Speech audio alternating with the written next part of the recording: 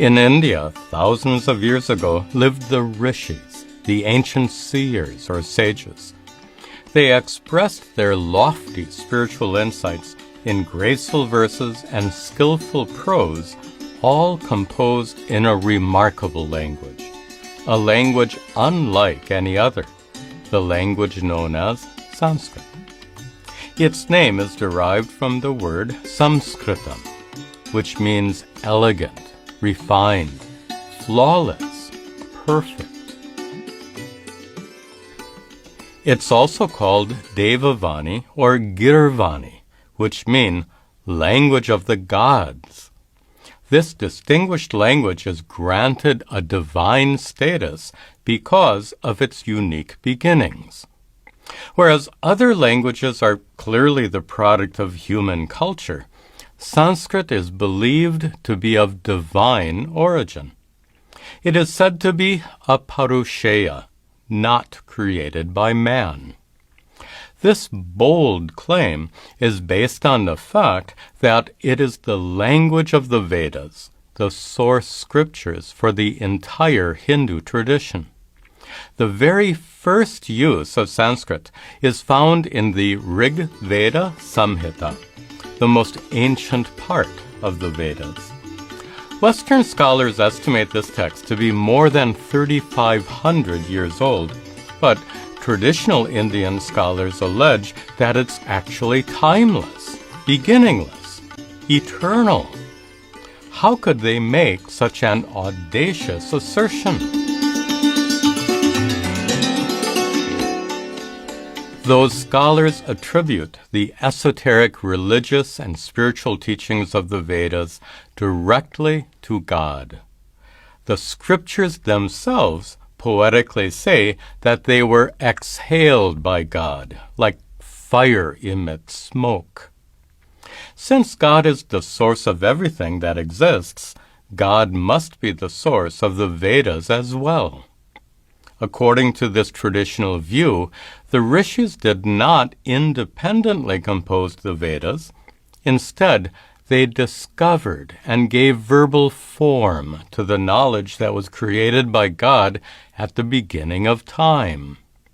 For this reason, the rishis are called mantra drashtaraha, the seers of mantras, those who discovered the teachings of the Vedas. Somehow, they were able to perceive what others could not perceive. That's why they're called rishis. Another expression of Sanskrit's divine origin occurs in a wonderful mythological story that depicts Lord Shiva as Nataraja, engaged in his wild cosmic dance of creation and destruction. While dancing, he played his drum, his damaru. With each beat, letters of the Sanskrit alphabet emerged from his drum, arranged in 14 groups.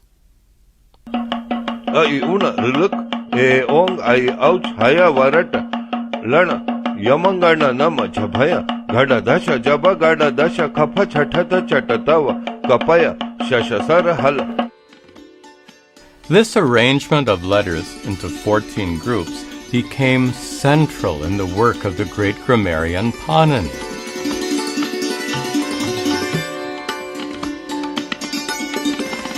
Even more support for Sanskrit's divine origin is found in an unusual linguistic theory. Generally, the relationship between a word and its meaning is arbitrary. There's no special reason why the word book should refer to this object. Any other word or sound, like grickle, could have been used instead. Yet, we all use the word book by common consent or convention. On the other hand, there are some words that are intimately connected to their meanings. Words like bang and boom, crash and creak, roar and hiccup. Each of these words mimic the sounds they represent. Poets call this usage onomatopoeia. The ancient grammarian Katyayana took this a step further. He declared that the relationship between each Sanskrit word and its meaning is eternal, created by God, not merely based on human convention. According to Katyayana, the word akasha is eternally endowed with the power to indicate the sky. And the word bhumi is eternally endowed with the power to indicate the earth. Based on this theory, when the sky, earth, and everything else was created by God, their Sanskrit names were also created. No other language makes such a claim to have a divine origin.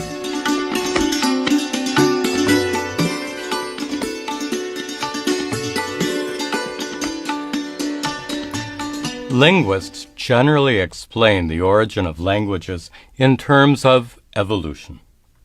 As you know, all modern languages were derived from earlier ones, like English, which evolved from the speech of the Anglo-Saxons. Linguists show how languages develop by using a tree, whose small branches represent modern languages, and whose larger limbs represent earlier ones.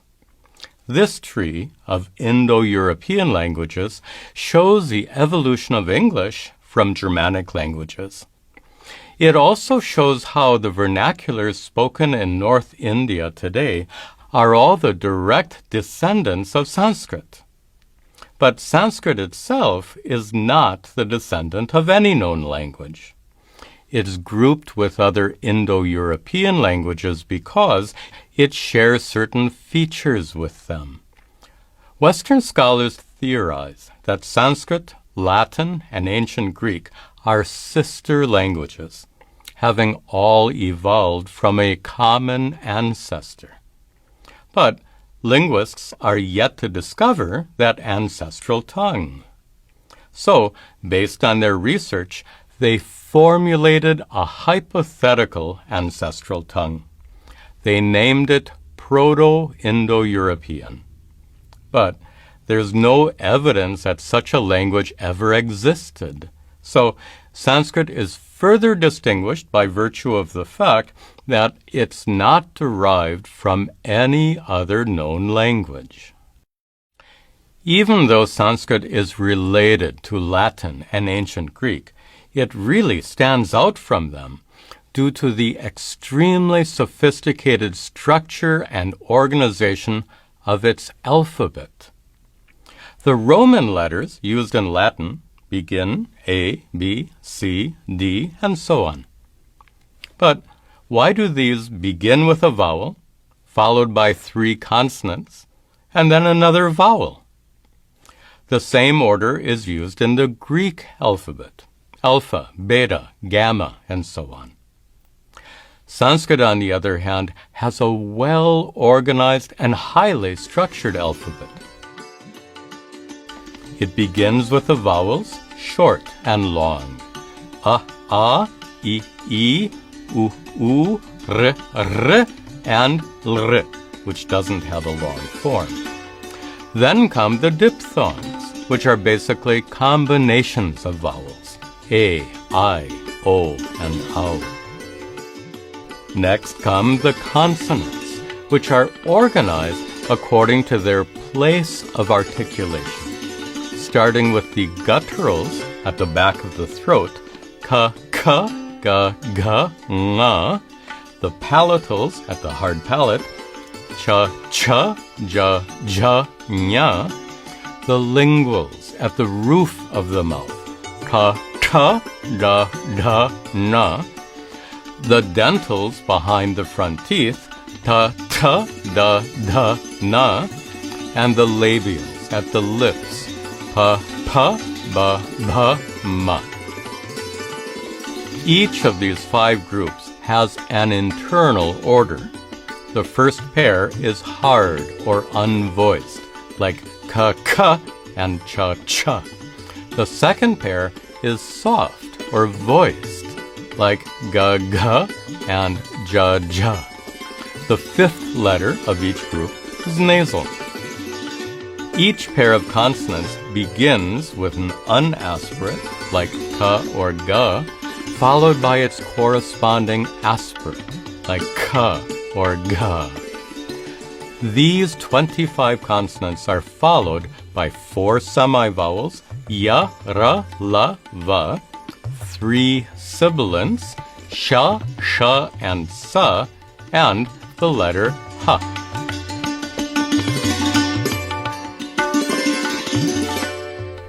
This highly organized structure helps ensure the proper pronunciation of each letter. Pronunciation of words in English is problematic for many because English is non-phonetic. The sound of each letter is not fixed. It varies depending on the word. Like, the letter A is pronounced in about, in car, a in cat, and a in skate. Sanskrit, on the other hand, is perfectly phonetic. Each letter has one and only one sound. Sanskrit also makes possible tremendous clarity and precision of expression due to its exceptionally complex grammar. It has 8 cases, compared to 3 in English. Its verbs can be conjugated in 10 different tenses and moods. It has a dual number, a neuter gender, and an extensive vocabulary that permits the addition of newly coined words. All this complexity makes Sanskrit perfectly suited for expressing subtle philosophical and spiritual teachings, the very teachings that are so central to its literature.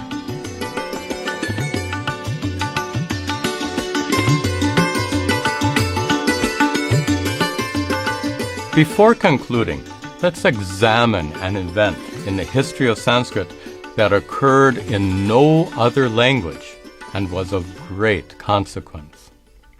We already referred to Panini, the great grammarian, who lived about 2,500 years ago and was recently commemorated on a postage stamp.